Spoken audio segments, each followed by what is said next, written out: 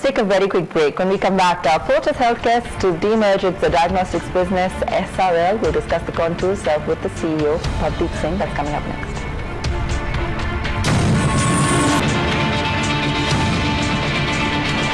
Welcome back. Fortis also to demerge its diagnostics business SRL into its listed subsidiary Fortis Malabar Hospitals, which will subsequently be renamed to SRL.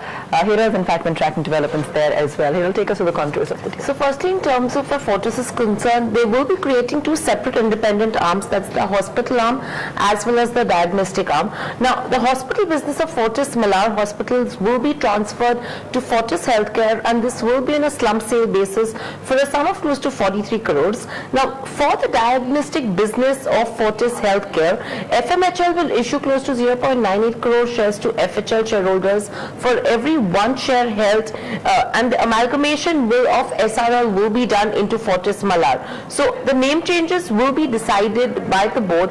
However, they're saying that it will be renamed SRL, and that will be the separate one which will be listed on the bourses later.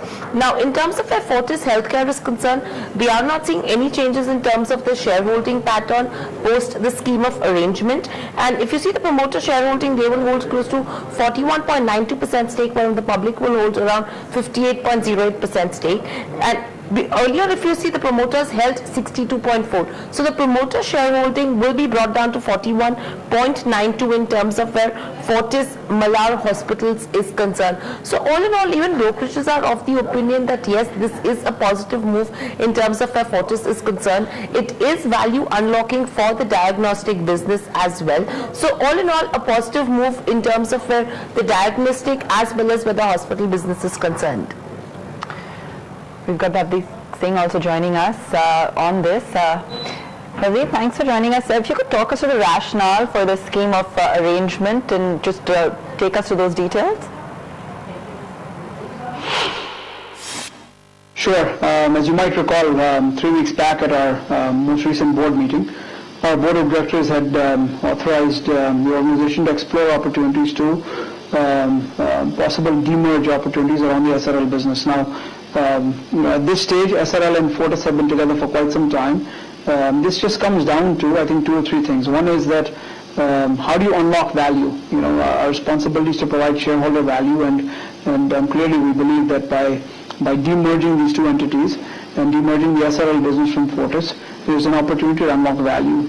I think beyond that, if you look at what's happening in the marketplace, the Fortis brand is a very strong brand. We're one of the leading healthcare players in India today. The SRL diagnostic business is the leading diagnostic provider between pathology and radiology, and has a very strong brand presence across India, whether it's collection centers, laboratories, what have you. So I think at this stage, what you end up with is 2 very strong brands, 2 listed entities, and going forward, I think it bodes well for the organization and bodes well for the hundreds and thousands and millions of people that we treat every day.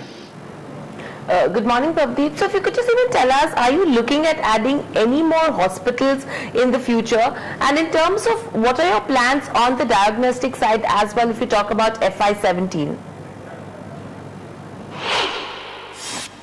Listen, both of these businesses have done well and continue to do well. You're probably aware that Fortis is coming off a very strong first quarter. We're expecting a very strong balance of the year as well, and we think next couple of years, we'll continue to have solid growth. So I think we'll continue to add hospitals, we'll continue to add beds. Today we're sitting at a bed strength of about 4,000 beds, and we see ourselves growing that bed count by 10-15% every year as we go forward. Similarly, in the pathology and the diagnostic side, where we continue to add collection centers, we continue to invest in technology and equipment from a laboratory perspective, and we see growth there as well. So I think, again, you'll end up with 2 businesses that, apart from having a very strong brand presence, I think will continue to grow. I think we'll continue to grow our presence. I think we'll continue to drive revenue, and the net of this is, while we're taking care of thousands, millions of Indian patients around the country, I think we'll have better bottom line results as well. So I expect there to be solid growth from a top and bottom line perspective. Okay, what kind of debt levels will both companies have post the scheme as well? The SRL diagnostic business is not going to have any debt. They don't have any significant debt going forward, and the new entity, which is going to be the diagnostics business that is part of Fortis, will not have any debt. The Fortis business will maintain the debt levels that it has today.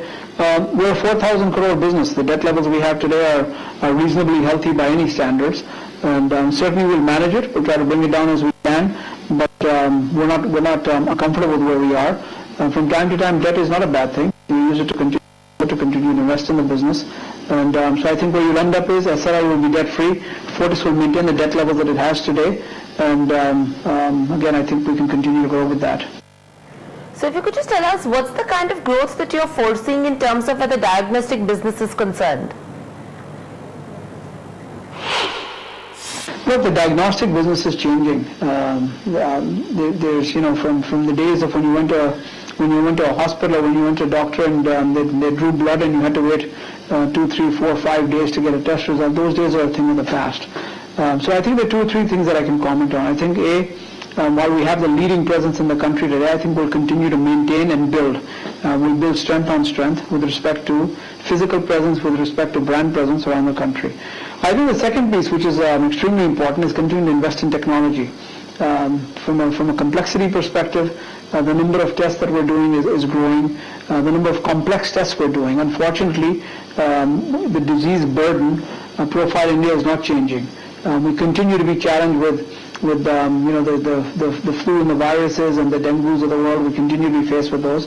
But unfortunately, the disease burden continues to rise. Cancer oncology is growing so dramatically. 1.5 million new cancer patients diagnosed in India every year. So the complexity of tests, I think we'll continue to invest from an equipment technology and from a talent perspective.